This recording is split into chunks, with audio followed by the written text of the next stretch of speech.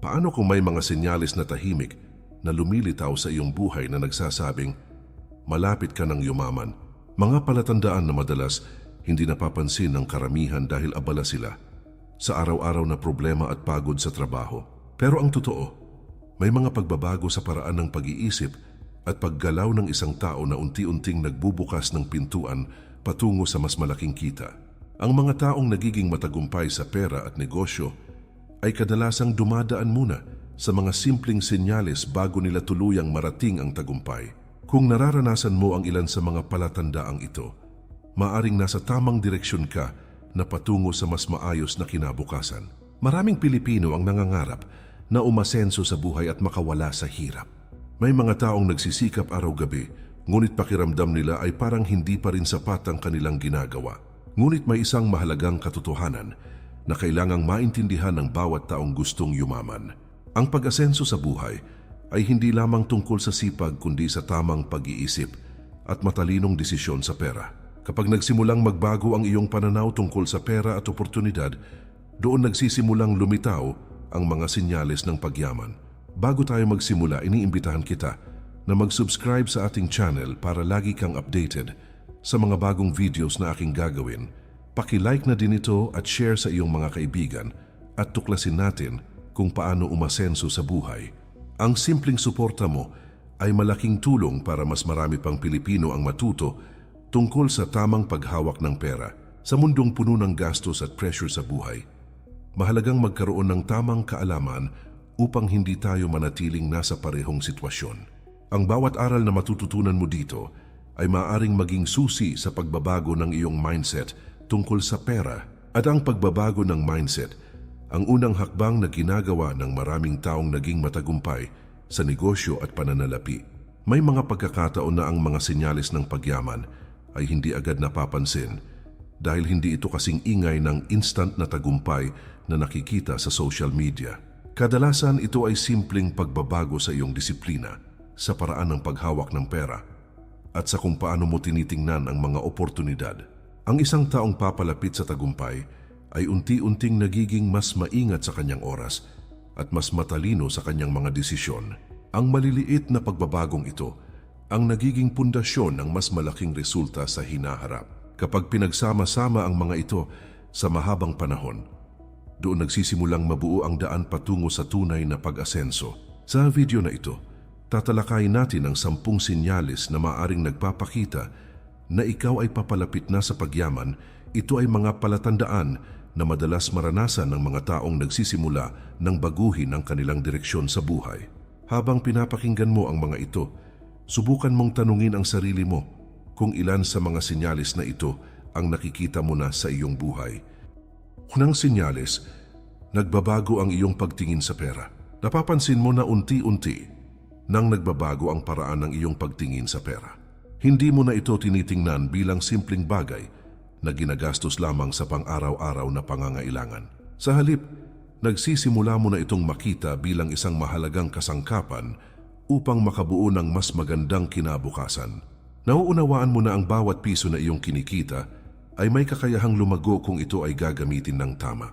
Ang ganitong uri ng pag-iisip ay isa sa mga unang senyales na nagsisimula ka ng lumapit sa pag-asenso, dumadating sa punto na mas nagiging maingat ka na sa iyong paggastos. Hindi na basta-basta nawawala ang pera sa mga bagay na hindi naman talaga mahalaga. Mas iniisip mo na ngayon kung ang isang bagay ba ay tunay na kailangan o isa lamang panandaliang kagustuhan. Ang simpleng pag-iisip na ito ay malaking pagbabago para sa maraming tao. Ito ang uri ng disiplina na madalas makita sa mga taong nagiging matagumpay sa pananalapi. Nagsisimula ka na ring magkaroon ng interes sa pag-iipon at pagpapalago ng pera. Maaring dati ay hindi mo iniisip ang pag-iipon dahil pakiramdam mo ay kulang na kulang ang kinikita mo. Ngunit ngayon ay nakikita mo na kahit maliit na halaga ay may malaking epekto kapag ito ay naipon sa mahabang panahon. Unti-unti mong nauunawaan na ang pagyaman ay hindi nangyayari sa isang iglap. Ito ay bunga ng tuloy-tuloy na tamang desisyon tungkol sa pera. Mas nagiging bukas din ang iyong isip sa mga oportunidad upang kumita. Hindi ka na lamang umaasa sa iisang paraan ng pagkakaroon ng income. Nagsisimula kang magtanong sa sarili mo kung paano pa madadagdagan ang iyong pinagkakakitaan. Maaari kang mag-isip ng maliit na negosyo, sideline o bagong skill na pwedeng pagkakitaan. Ang ganitong klasing pag-iisip ay karaniwang taglay ng mga taong papalapit na sa mas malaking tagumpay. Kapag ang isang tao ay nagsimulang magbago ang pagtingin sa pera, nagbabago rin ang direksyon ng kanyang buhay. Mas nagiging malinaw sa kanya ang kanyang mga layunin at mga pangarap. Hindi na lamang siya nabubuhay para sa susunod na sahod o sa susunod na bayarin. Sa halip ay nagsisimula siyang magplano para sa mas mahabang hinaharap. At ang simpleng pagbabagong ito sa mindset ay isa sa pinakamalakas na senyales na ikaw ay papalapit na sa pagyaman.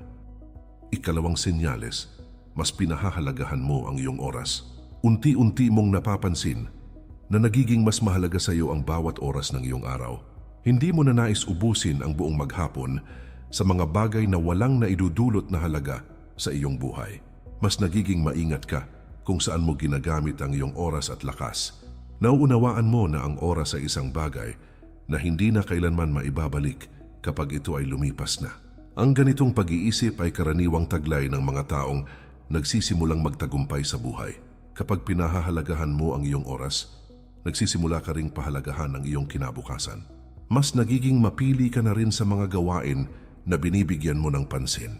Hindi ka na basta sumasama sa mga bagay na alam mong walang magandang maidudulot sa iyong kinabukasan. Mas pinipili mo na ngayon ang mga gawain na makakatulong sa iyong pag-unlad. Maaari itong pag-aaral ng bagong kaalaman, pagbuo ng negosyo, o pag-develop ng mga bagong kakayahan. Ito ay malinaw na senyales na nagiging mas seryoso ka na sa iyong mga pangarap. Unti-unti mong inuunawa na ang bawat desisyon sa iyong oras ay may epekto sa iyong hinaharap. Napapansin mo rin na mas gusto mong gamitin ang iyong libreng oras sa mga bagay na may kabuluhan. Sa halip na puro libangan lamang, nagsisimula kang maghanap ng mga paraan upang matuto at lumago. Maaring ikaw ay nanonood ng mga videos tungkol sa negosyo, pagbabasa ng mga aklat tungkol sa pera, o pag-aaral ng mga bagong ideya. Ang ganitong uri ng gawain ay nagpapalawak ng iyong kaalaman at pananaw. At ang kaalaman ay isa sa pinakamahalagang puhunan ng mga taong yumayaman. Habang mas marami kang natututunan, mas dumarami rin ang iyong nakikitang oportunidad. Habang tumatagal ay mas nagiging malinaw sa iyo na ang oras at pera ay magkaugnay. Kapag ginagamit mo ang iyong oras sa tamang paraan, mas lumalaki ang iyong pagkakataon na kumita at umasenso. Ito ang dahilan kung bakit ang mga matagumpay na tao ay maingat sa pagplano ng kanilang araw. Hindi nila hinahayaan na masayang ang kanilang oras sa mga walang saysay na gawain. Sa halip ay ginagamit nila ito bilang puhunan para sa mas magandang kinabukasan. Ang bawat oras na inilalagay sa tamang gawain ay nagiging hakbang papalapit sa tagumpay. Kapag ang isang tao ay nagsimulang pahalagahan ang kanyang oras, nagbabago ang kanyang direksyon sa buhay. Mas nagiging malinaw ang kanyang mga layunin at mas nagiging disiplinado siya sa kanyang mga gawain. Unti-unti niyang iniiwasan ang mga bagay na maaaring maging sagabal sa kanyang pag-unlad. Mas pinipili niya ang mga gawain na makakatulong sa kanya na lumago bilang tao. Ang bawat oras na ginugugol niya ay nagiging hakbang papalapit sa kanyang mga pangarap, at ito ay isa pang malakas na senyales na ikaw ay papalapit na sa pagyaman. Ikatlong senyales, nagsisimula kang maghanap ng iba pang pagkakakitaan. Napapansin mo na hindi ka na kontento sa iisang pinagkukunan lamang ng kita. Unti-unti mong naiisip na maaring hindi sapat ang umasa lamang sa isang trabaho o isang source ng income. Nagsisimula kang magtanong sa sarili mo kung paano pa madadagdagan ang iyong kinikita. Ang ganitong pag-iisip ay karaniwang nagsisimula kapag ang isang tao ay nagiging mas mulat sa realidad ng buhay. Ito ay isang mahalagang senyales na nagsisimula kang mag-isip tulad ng mga taong nais talagang umasenso. Habang tumatagal, ay mas nagiging interesado ka sa mga oportunidad na maaring magbigay ng karagdagang kita. Maaring ikaw ay nag-iisip ng maliit na negosyo o isang sideline na pwedeng gawin sa iyong libreng oras. May mga pagkakataon na napapansin mo ang mga ideya ng negosyo sa paligid mo. Minsan naiisip mo kung paano ginagawa ng ibang tao na kumita mula sa mga simpleng bagay. Ang pagiging mapag-obserba sa mga oportunidad ay isang ugali na madalas makita sa mga taong nagiging matagumpay. Unti-unti ka ring nagiging mas mausisa tungkol sa mga paraan ng pagpapalago ng pera. Maari kang magsimulang manood ng mga videos tungkol sa negosyo at investments. Maari ka ring magbasa ng mga kwento ng mga taong nagtagumpay sa kanilang mga negosyo. Sa pamamagitan nito ay lumalawak ang iyong kaalaman at nagkakaroon ka ng mas malinaw na ideya kung paano kumita. Ang kaalamang ito ay nagiging inspirasyon upang mas pagbutihin pa ang iyong mga plano. Napapansin mo rin na mas nagiging bukas ang iyong isip sa pagkatuto ng bagong kakayahan. Nauunawaan mo na ang bawat bagong skill ay maaring maging daan upang kumita ng mas malaki. Maaring matuto ka ng online skills, pagbebenta o iba pang kakayahan na may halaga sa merkado. Sa ganitong paraan ay nagkakaroon ka ng mas maraming posibilidad na magkaroon ng karagdagang income. Ang patuloy na pagkatuto ay isang mahalagang katangian ng mga taong nagiging matagumpay sa pananalapi. Kapag ang isang tao ay nagsimulang maghanap ng iba pang paraan upang kumita, nagbabago ang kanyang pananaw sa buhay. Hindi na lamang siya nakatuon sa kasalukuyang kinikita, kundi sa mga posibilidad na maaari pang mangyari. Mas nagiging malikhain siya sa pag-iisip ng mga paraan upang mapabuti ang kanyang kalagayan. Ang bawat ideya na kanyang naiisip ay maaring maging simula ng isang bagong oportunidad. At ang ganitong uri ng mindset ay isa pang malakas na senyales na ikaw ay papalapit na sa pagyaman. Ika-4 na senyales, mas nagiging disiplinado ka sa paggastos. Napapansin mo na hindi ka na basta-basta gumagastos tulad ng dati. Mas iniisip mo na ngayon kung ang isang bagay ba ay tunay na kailangan o isa lamang panandali ang kagustuhan. Unti-unti mong nauunawaan na ang bawat perang lumalabas sa iyong bulsa ay may halaga sa iyong kinabukasan. Ang simpleng pag-iingat sa paggastos ay nagiging bahagi na ng iyong pang-araw-araw na desisyon. Ito ay isang mahalagang senyales na nagsisimula kang maging mas responsable sa iyong pananalapi. Mas nagiging maingat ka na rin sa mga impulsive na pagbili. Hindi ka na agad nadadala sa mga bagay na nakikita mo sa social media o sa mga sale sa mga tindahan. Sa halip ay mas pinag-iisipan mo kung ang pagbili ba nito ay makakatulong o makakasama sa iyong budget. Ang ganitong klaseng pag-iisip ay nagpapakita ng lumalaking disiplina sa iyong sarili. At ang disiplina sa pera ay isa sa mga ugali na taglay ng maraming taong nagiging matagumpay. Unti-unti mo ring natututunan ang kahalagahan ng pag-budget. Maaring nagsisimula ka ng maglista ng iyong mga gastusin at mga kita. Sa pamamagitan nito, ay mas nakikita mo kung saan napupunta ang iyong pera bawat buwan. Ang simpleng pag-alam kung saan napupunta ang iyong pera ay malaking hakbang sa tamang paghawak ng pananalapi. Ito rin ang paraan upang maiwasan ang mga hindi kinakailangang gastos. Habang nagiging disiplinado ka sa paggastos, ay mas nagiging malinaw sa iyo ang iyong mga prioridad. Mas pinipili mong ilaan ang iyong pera sa mga bagay na may pangmatagalang halaga. Maaring ito ay pag-iipon, pag-aaral, negosyo o iba pang bagay na makakatulong sa iyong pag-unlad. Ang ganitong paraan ng paggamit ng pera ay nagpapakita ng mas malalim na pag-unawa sa tunay na halaga nito. Ang bawat matalinong desisyon sa paggastos ay nagiging hakbang patungo sa mas matatag na kinabukasan. Kapag ang isang tao ay nagiging disiplinado sa paggastos, nagbabago ang kanyang relasyon sa pera. Hindi na siya basta-basta naakit sa mga bagay na pansamantala lamang ang saya. Sa halip ay mas nakatuon siya sa mga layunin na magbibigay ng pangmatagalang benepisyo. Ang ganitong uri ng pag-iisip ay karaniwang makikita sa mga taong unti-unting umaangat sa buhay. At ito ay isa pang malinaw na senyales na ikaw ay papalapit na sa pagyaman. Ika-5 senyales, mas pinipili mong matuto kaysa magreklamo. Napapansin mo na unti-unti nang nagbabago ang iyong reaksyon sa mga problema sa buhay. Sa halip na puro reklamo at sisihan, mas pinipili mong unawain kung bakit nangyayari ang mga bagay. Nagsisimula kang maghanap ng mga aral sa bawat hamon na iyong nararanasan. Ang ganitong pag-iisip ay nagpapakita na ikaw ay nagiging mas mature at mas bukas sa pag-unlad.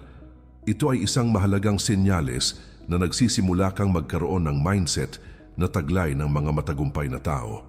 Unti-unti mong naiintindihan na ang bawat hamon ay may dalang pagkakataon upang ikaw ay mas gumaling.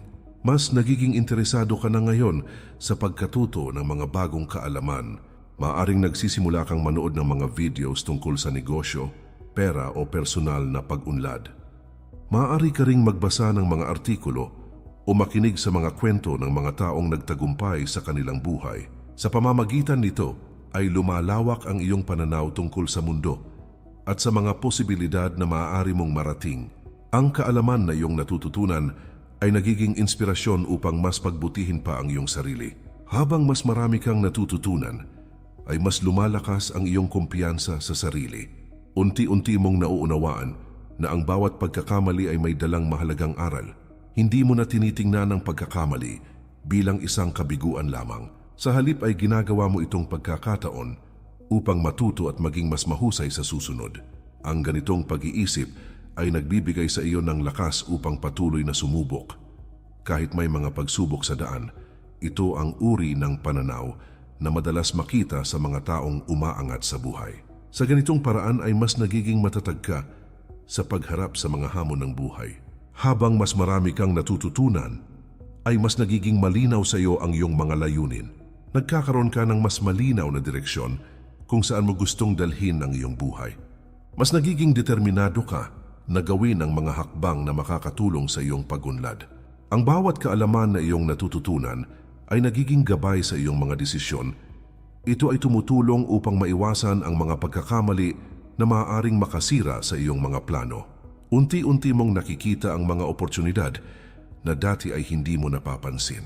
Kapag ang isang tao ay mas pinipili ang pagkatuto kaysa sa pagrereklamo, nagbabago ang kanyang pananaw sa buhay. Mas nagiging positibo siya sa pagharap sa mga hamon at oportunidad. Unti-unti niyang nakikita na ang bawat problema ay may kasamang pagkakataon para sa paglago. Mas nagiging determinado siya na pagbutihin ang kanyang sarili araw-araw. Ang ganitong uri ng mindset ay karaniwang taglay ng mga taong nagiging matagumpay sa pananalapi at negosyo. Ika-6 na senyales, mas nagiging maingat ka sa mga taong nakapaligid sa iyo. Sa paglipas ng panahon, ay mas nagiging malinaw sa iyo kung gaano kalaki ang impluwensya ng mga taong nasa paligid mo. Unti-unti mong nauunawaan na ang mga taong palagi mong kasama ay may epekto sa iyong pag-iisip at mga desisyon. Ang kanilang pananaw sa buhay ay maaaring makatulong o makahadlang sa iyong pag-unlad. Dahil dito ay nagsisimula kang maging mas maingat sa mga taong binibigyan mo ng oras at atensyon. Ito ay isang mahalagang pagbabago na madalas mangyari sa mga taong seryosong nais umasenso sa buhay. Ang pagiging maingat sa kapaligiran ay nagiging paraan upang maprotektahan ang iyong mga pangarap. Unti-unti mong napagtatanto na may mga tao na nagbibigay sa iyo ng inspirasyon upang maging mas mahusay. Ang kanilang mga kwento at karanasan ay nagiging dahilan upang mas pagbutihin mo ang iyong ginagawa. Kapag nakikinig ka sa kanilang mga pananaw, ay mas lumalawak ang iyong pag-iisip. Ang mga ganitong tao ay nagiging gabay upang manatili kang motivated sa iyong mga layunin. Dahil dito, ay mas pinipili mong makasama ang mga taong may positibong pananaw sa buhay. Ang kanilang presensya ay nagbibigay lakas upang ipagpatuloy ang iyong mga pangarap. May mga pagkakataon din na napagtatanto mo na hindi lahat ng tao ay makakatulong sa iyong pag-unlad. May ilan na palaging negatibo at madalas nagdududa sa kakayahan ng iba. Sa halip na magbigay ng inspirasyon, ay tila hinihila kanila pababa. Kapag nararamdaman mo ito, ay nagsisimula kang maglagay ng hangganan upang mapanatili ang iyong focus. Ang paglalayo sa mga negatibong impluensya ay nagiging mahalagang hakbang sa iyong personal na pag-unlad. Sa ganitong paraan, ay napapanatili mong malinaw ang iyong direksyon sa buhay. Mas nagiging interesado ka na rin sa mga usapan na may kabuluhan at may aral. Sa halip na puro reklamo at walang saysay na kwentuhan, mas pinipili mo ang mga pag-uusap na may natututunan ka. Ang mga talakayan tungkol sa negosyo, pera at personal na pag-unlad ay nagiging mas kapana-panabik para sa iyo. Sa pamamagitan nito ay mas nadadagdagan ang iyong kaalaman at pananaw sa buhay. Ang bawat makabuluhang pag-uusap ay nagiging pagkakataon upang matuto ng bagong ideya. Unti-unti mong nararamdaman na mas nagiging malinaw ang iyong mga layunin. Kapag ang isang tao ay nagiging maingat sa mga impluensya sa kanyang paligid, nagbabago ang direksyon ng kanyang buhay. Mas nagiging malinaw kung sino ang mga taong tunay na sumusuporta sa kanyang mga pangarap. unti-unti niyang pinipili ang kapaligiran na nagbibigay lakas at inspirasyon. Ang mga taong nakapaligid sa kanya ay nagiging bahagi ng kanyang pag-unlad. Ang ganitong uri ng desisyon ay karaniwang ginagawa ng mga taong nais talagang umasenso. Ikapitong senyales, mas nagiging mahalaga sa iyo ang pag-iipon. Sa paglipas ng panahon, ay nagsisimula mong maunawaan ang tunay na halaga ng pag-iipon. Hindi mo na tinitingnan ang pag-iipon bilang isang bagay na mahirap gawin o imposible sa maliit na kita. Sa halip ay nakikita mo ito bilang isang mahalagang hakbang upang magkaroon ng mas matatag na kinabukasan. Unti-unti mong naiintindihan na kahit maliit na halaga ay may malaking epekto kapag patuloy itong naiipon. Ang simpleng ugali na ito ay isa sa mga pundasyon ng mga taong nagiging matagumpay sa pananalapi. Kapag nagsimula kang seryosohin ang pag-iipon, nagsisimula ka ring ihanda ang sarili mo para sa mas malaking oportunidad. Ang bawat halagang naitatabi mo ay nagiging simbolo ng iyong disiplina at pangarap para sa hinaharap. Habang tumatagal, ay mas nagiging disiplinado ka sa pagtatabi ng pera. Hindi mo na hinihintay na may matira bago ka mag-ipon. Sa halip ay sinasadya mong maglaan ng bahagi ng iyong kinikita para sa iyong ipon. Ito ay nagiging bahagi na ng iyong buwanang gawain. Ang ganitong disiplina ay unti-unting bumubuo ng mas matibay na pundasyon para sa iyong pananalapi. Sa bawat buwan na lumilipas, ay mas nararamdaman mo ang kahalagahan ng simpleng ugali na ito. Unti-unti mong nakikita na ang maliit na ipon ngayon ay maaaring maging malaking tulong sa hinaharap. Dumadating sa punto na mas nagiging malinaw sa iyo kung bakit mahalaga ang pagkakaroon ng ipon. Ang ipon ay nagbibigay ng seguridad sa oras ng hindi inaasahang pangyayari. Nagbibigay din ito ng pagkakataon upang makapagsimula ng negosyo o makapag-invest sa hinaharap. Kapag may ipon ng isang tao, ay mas nagiging kampante siya sa pagharap sa mga hamon ng buhay. Ang simpleng paghahanda na ito ay nagiging malaking tulong sa pag-abot ng mas malalaking pangarap. Unti-unti mong nararamdaman na ang pag-iipon ay hindi lamang tungkol sa pera kundi tungkol sa kapayapaan ng isip. Ito ay nagiging paraan upang magkaroon ka ng kontrol sa iyong sariling kinabukasan. Mas nagiging maingat ka na rin sa mga desisyon na maaaring makaapekto sa iyong ipon. Hindi mo na basta-basta ginagalaw ang perang inilaan mo para sa iyong kinabukasan. Sa halip ay mas pinipili mong protektahan ito at hayaan itong lumago sa paglipas ng panahon. Ang ganitong pag-iisip ay nagpapakita ng lumalaking responsibilidad sa iyong pananalapi.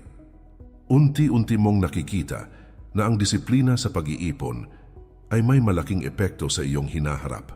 Mas nagiging maingat ka rin sa mga gastusin upang hindi masira ang iyong mga plano. Ang bawat desisyon sa pera ay nagiging mas pinag-iisipan at mas planado. Kapag ang isang tao ay nagsimulang pahalagahan ang pag-iipon, nagbabago ang kanyang pananaw sa pera. Hindi na lamang siya nakatuon sa paggastos, kundi sa pagpapalago ng kanyang kinikita. Mas nagiging malinaw ang kanyang mga plano para sa hinaharap. Unti-unti niyang binubuo ang isang matatag na pundasyon para sa kanyang mga pangarap. Ikawalong senyales, mas nagiging malinaw ang iyong mga pangarap sa buhay. Sa paglipas ng panahon, ay nagsisimula mong makita ng mas malinaw kung ano talaga ang gusto mong marating sa buhay. Hindi na lamang basta pangarap ang nasa isip mo, kundi nagiging mas konkreto na ang iyong mga layunin.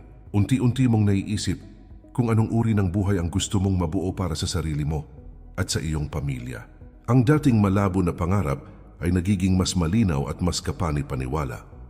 Ang ganitong pagbabago sa pag-iisip ay madalas mangyari sa mga taong nagsisimula nang seryosohin ang kanilang kinabukasan. Kapag malinaw ang iyong pangarap, mas nagiging malakas ang iyong dahilan upang magsumikap. Dumadating sa punto na mas nagiging determinado kang gawin ang mga bagay na makakatulong sa iyong mga layunin. Hindi ka na lamang nagtatrabaho para sa pang-araw-araw na pangangailangan. Sa halip ay nagsusumikap ka dahil may mas malaking dahilan kung bakit mo ito ginagawa. Ang bawat oras ng iyong trabaho ay may mas malalim na kahulugan. Ito ay nagiging hakbang upang mapalapit ka sa buhay na iyong pinapangarap. Ang malinaw na layunin ay nagbibigay ng direksyon sa iyong mga desisyon. Habang mas nagiging malinaw ang iyong mga pangarap, ay mas nagiging maingat ka rin sa iyong mga desisyon. Mas pinag-iisipan mo kung ang isang bagay ba ay makakatulong o makakasagabal sa iyong mga plano. Ang bawat hakbang na ginagawa mo ay mas nagiging planado at mas may layunin. Hindi mo na hinahayaan na ang mga panandaliang bagay ang magdikta ng iyong direksyon. Sa halip ay mas pinipili mong sundin ang landas na magdadala sa iyo sa mas magandang kinabukasan.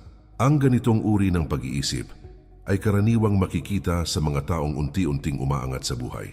Mas nagiging malinaw din sa iyo kung bakit mahalaga ang sakripisyo at pagtitiis. Nauunawaan mo na may mga bagay na kailangang iwasan upang makamit ang mas malaking tagumpay. Maaring kailangan mong magtiis sa pag-iipon o maglaan ng mas maraming oras sa pag-aaral at pagtrabaho.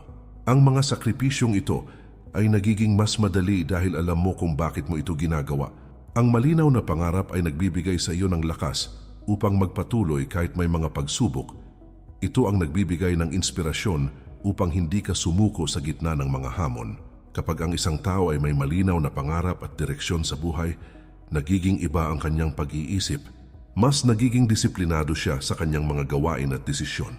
Ang bawat araw ay nagiging pagkakataon upang mapalapit sa kanyang mga layunin. Unti-unti niyang binubuo ang buhay na matagal na niyang pinapangarap. Ang malinaw na pangarap ay nagsisilbing gabay sa bawat hakbang na kanyang ginagawa.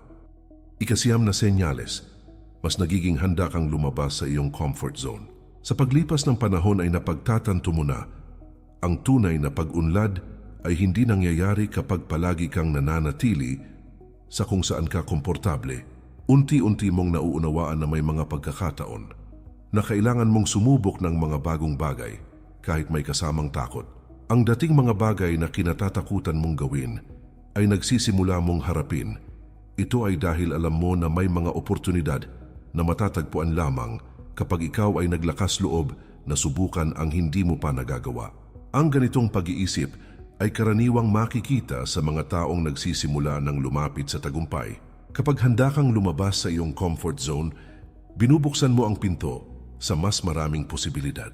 Sa bawat bagong hakbang ay mas nadadagdagan ang iyong karanasan at kaalaman sa buhay. Mas nagiging bukas ka na rin sa pagharap sa mga hamon at bagong karanasan. Hindi mo na agad tinatanggihan ang mga pagkakataon dahil lamang sa takot o pagdududa sa sarili. Sa halip ay sinusubukan mong tingnan ang bawat hamon bilang pagkakataon upang matuto at lumago. Ang bawat bagong karanasan ay nagiging mahalagang aral na maaari mong gamitin sa hinaharap. Unti-unti mong nararamdaman na mas nagiging matapang ka sa pagharap sa mga pagbabago. Ang lakas ng loob na ito ay nagiging mahalagang bahagi ng iyong personal na pag-unlad. Habang mas nagiging bukas ka sa mga hamon ay mas lumalawak ang iyong pananaw sa buhay. Dumadating sa punto na mas nagiging handa kang sumubok ng mga bagong ideya. Maaring ito ay pagpasok sa isang maliit na negosyo o pag-aaral ng bagong kakayahan. Ang mga bagay na dati ay parang mahirap o imposible ay nagiging mas kaya mong subukan. Nauunawaan mo na ang tagumpay ay kadalasang nagsisimula sa isang simpleng hakbang ng pagsubok. Ang bawat pagsubok ay nagbibigay ng karanasan na makakatulong sa iyong paglago. Sa ganitong paraan ay mas lumalawak ang iyong mga oportunidad sa buhay. Ang bawat ideya na iyong sinusubukan ay maaring maging simula ng isang bagong tagumpay. Habang patuloy kang lumalabas sa iyong comfort zone, ay mas nagiging matatag ang iyong kumpiyansa sa sarili. Mas naniniwala ka na kaya mong harapin ang mga hamon na darating. Ang mga dating kinatatakutan mo ay nagiging bahagi na lamang ng iyong mga karanasan. Unti-unti mong nararamdaman na mas nagiging matapang ka sa pagdedesisyon. Ang kumpiyansa na ito ay mahalagang sandata sa pag-abot ng iyong mga pangarap. Kapag naniniwala ka sa iyong kakayahan, mas nagiging malaki ang iyong pagkakataon na magtagumpay. Ang bawat tagumpay na iyong nararanasan ay lalong nagpapalakas ng iyong loob. Kapag ang isang tao ay handang lumabas sa kanyang comfort zone, nagbabago ang kanyang direksyon sa buhay. Mas nagiging bukas siya sa mga oportunidad na maaaring magdala ng tagumpay. Unti-unti niyang natutuklasan ang mga kakayahan na dati ay hindi niya alam na mayroon siya. Ika-10 senyales. Hindi ka na sumusuko kahit mahirap ang sitwasyon. Sa paglalakbay patungo sa pag-asenso, ay dumarating ang mga panahon na tila napakahirap ng lahat ng bagay.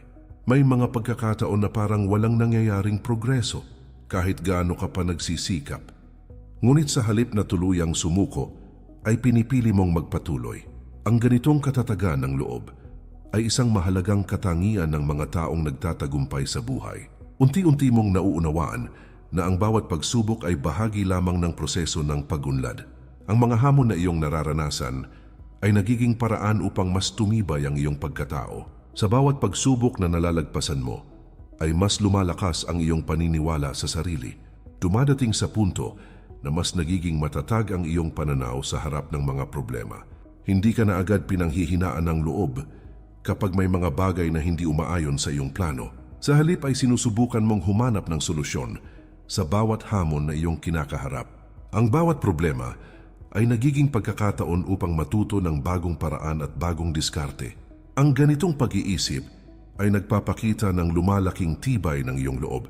Unti-unti mong nakikita na ang mga hadlang ay hindi katapusan, kundi bahagi lamang ng iyong paglalakbay. Habang tumatagal ay mas nagiging malinaw sa iyo na ang tagumpay ay hindi nangyayari sa isang iglap. Ang bawat taong naging matagumpay ay dumaan din sa maraming pagsubok at kabiguan. Ang kanilang pagkakaiba ay ang kanilang kakayahang bumangon sa bawat pagkakamali. Ang pagbangon matapos ang kabiguan ay nagiging mahalagang aral sa kanilang pag-unlad.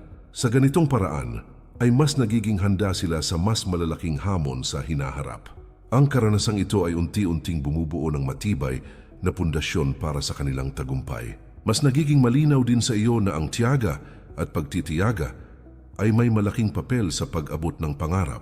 May mga araw na pakiramdam mo ay napakabagal ng iyong progreso. Ngunit sa kabila nito, ay patuloy ka pa ring gumagalaw at nagsisikap. Ang bawat maliit na hakbang ay nagiging mahalagang bahagi ng iyong paglalakbay.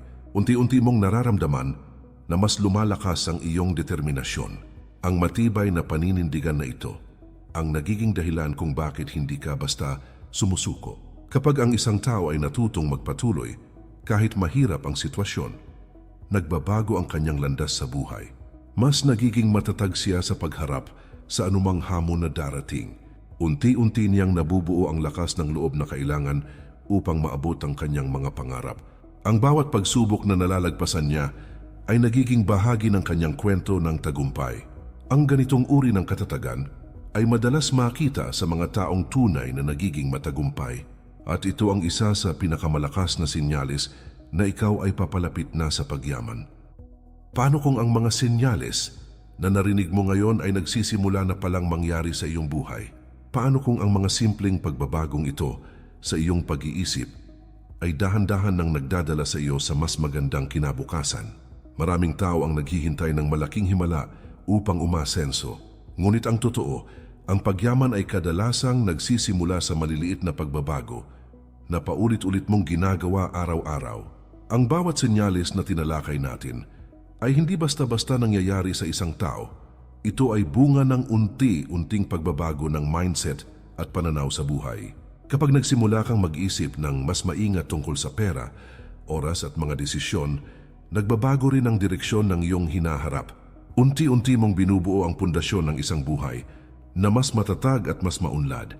Ang mga taong tunay na nagiging matagumpay ay hindi agad nakakarating sa kanilang tagumpay. Sila ay dumadaan sa proseso ng pagkatuto, pagtitiyaga, at patuloy na pag-unlad. Kung naramdaman mo na may ilan sa mga senyales na ito ang nangyayari sa iyong buhay, magandang balita iyon para sa iyo. Ibig sabihin ay nagsisimula ka ng gumalaw sa direksyon ng pag-asenso.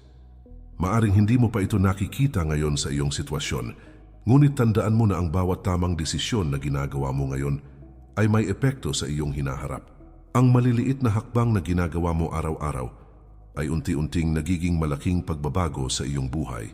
Sa mundong puno ng pagsubok at hamon, mahalagang manatiling matatag ang iyong paniniwala sa sarili. Huwag mong hayaan na ang takot o pagdududa ang pumigil sa iyong mga pangarap.